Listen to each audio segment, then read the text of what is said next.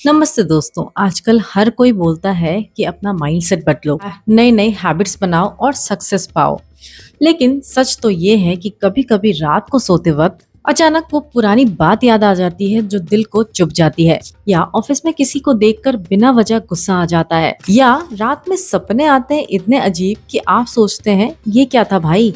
ये सारी चीजें रैंडमली आपके साथ नहीं हो रही है, इसके पीछे एक बड़ा सीक्रेट छुपा हुआ है। एंड उस सीक्रेट का नाम है कार्ल जंग की साइकोलॉजी, यानी जंगियन साइकोलॉजी। इसी को इस वीडियो में हम समझेंगे कि आखिर क्या है जंगियन साइकोलॉजी।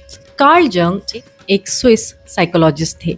1875 में पैदा हुए थे एंड 19th सेंचुरी में उन्होंने काम किया था सिगमंड फ्रॉइड के साथ।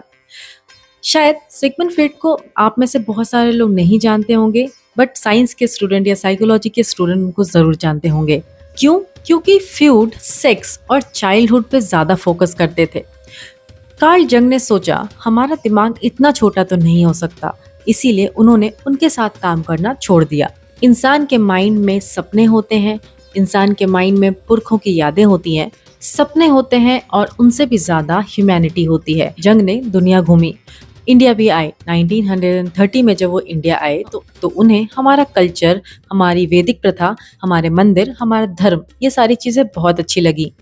उन्होंने कहा कि इंडिया ने कभी भी दिल और दिमाग को अलग नहीं किया। जंग के अकॉर्डिंग हमारा दिमाग एक साइकी है, मतलब एक बड़ा सा खंडहर, मतलब एक पुराना बड़ा घर। इसमें पहला कंपोनेंट होता है ईगो, जो हमारे कॉन्शियस माइंड का हिस्सा है एंड ये हम रोज इस्तेमाल करते हैं। फिर चाहे ऑफिस जाना हो, फैमिली से बात करना हो, बिल पे करना हो, ये सब ईगो हैंडल करता है हमारा, जिसके दो पार्ट होते हैं। पहला होता है पर्सनल अनकॉन्शियसनेस, जैसे कि किसी बात को हमने दबा दिया, किसी बात को हमने भूला दिया। हमारे अंदर दबाए हुए इमोशंस, बचपन का डर, जैसे अगर आपको आपके पेरेंट्स नहीं सही नंबर नहीं आता है तो डांटते हैं, तो इससे आपके अंदर फेल्योर का डर बढ़ता है। दूसरा होता है कलेक्टिव अनकॉन्शियस, हम सब लोगों का मिलकर खोजा हुआ चीज है, जैसे देवी, दैत्य, राक्षस, शैडो, गुरु, या फिर वो स्टोरीज जो हम रामायण या फिर महाभारत में पढ़ते हैं। एंड इनमें से सबसे पावरफुल कंसेप्ट होता है शैडो का। ये वो चीज है जो हम अपने आसपास के लोगों से छुपाते हैं। ये चीज हम में है लेकिन हम एक्सेप्ट नहीं करते कि हमारे अंदर ये चीज प्रेजेंट है। मिसाल के तौर पे हो सकता है आपके सामने आपका जो दोस्त है वो बहुत ही सीधा दिखता हो, बट अंदर ही अंदर आपके सक्सेस से वो जलता है। या फिर आप अपने घर में सबको खुश रखने की कोशिश कर रहे हैं पर अंदर से आपको चिल्लाने का मन कर रहा है। ये एंगर का शैडो है।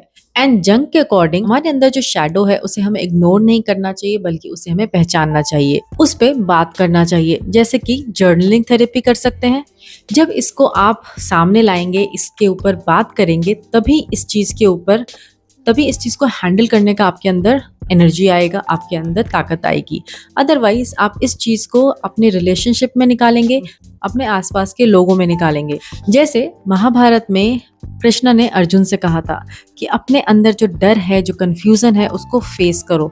तो वो शैडो के ऊपर वर्क करना था। तो जंग का अल्टीमेट गोल क्या था? वो था इंडिविजुअलाइजेशन, मतलब जिसको कि हम आत्मज्ञान बोलते हैं, सेल्फ रियलाइजेशन बोलते हैं। अब बात करते हैं कि ये सारी चीजें क्यों मैटर करती है हमारे लाइफ में। आजकल के दौर में भी क्या ये सारी चीजें मैटर करती हैं? आजकल के फास्ट लाइफस्टाइल में आप देखेंगे कि सोशल मीडिया पे आपको हर कोई बिल्कुल परफेक्ट दिखता है, बट अंदर ही अंदर आपको बाद में पता चलता है कि ये इंसान अंदर से टूट रहा था। आजकल के टाइम में जॉब का प्रेशर है, शादी का टेंशन है, पेरेंट्स की एक्सपेक्टेशन